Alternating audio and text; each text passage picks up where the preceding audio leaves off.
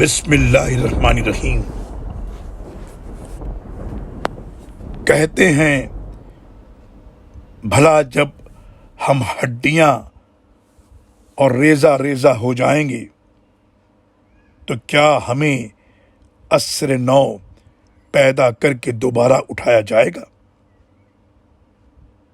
कहिए, खा तुम पत्थर बन जाओ या लोहा या उससे सख्तर मखलूक जो तुम्हारे जी आए। फिर पूछते हैं हमें कौन दोबारा जिंदा करेगा?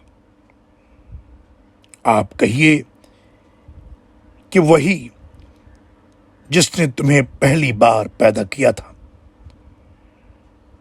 फिर वो आपके सामने अपने सर हिलाएंगे और पूछेंगे ऐसा कब होगा? आप कहिए कि शायद वो वक्त करीब ही हो।